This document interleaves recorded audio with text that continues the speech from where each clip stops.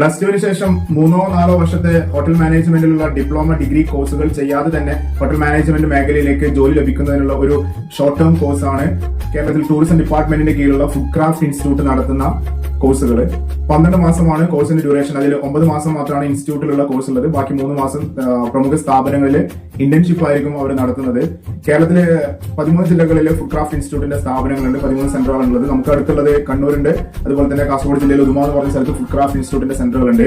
അവിടെ നമുക്ക് അവൈലബിൾ ആവുന്നത് 6 കോഴ്സുകളാണ്. Food production, bakery, confectionery, hotel accommodation operation, front office operation, food and beverage services, അതുപോലെ തന്നെ കാനിങ് ആൻഡ് ഫുഡ് പ്രിസർവേഷൻ എന്നീ 6 കോഴ്സുകളാണ് അവിടെ നമുക്ക് ലഭ്യമായിട്ടുള്ളത്. കേരള സർക്കാരിന്റെ നിയന്ത്രണത്തിൽ, അതായത് ടൂറിസം ഡിപ്പാർട്ട്മെന്റിന്റെ നിയന്ത്രണത്തിലുള്ള സ്ഥാപനമാണ്. അതുകൊണ്ട് തന്നെ പരമാവധി ഒരു 35,000 രൂപ വരെയൊക്കെയാണ് കോഴ്സ് ഫീസ് ആയിട്ട് നമുക്ക് നൽകേണ്ടിയിരിക്കുന്നത്. 2 ഇൻസ്റ്റാൾമെന്റ് ആയിട്ടാണ് കോഴ്സ് ഫീസ് അടക്കേണ്ടതായിട്ടുള്ളത്.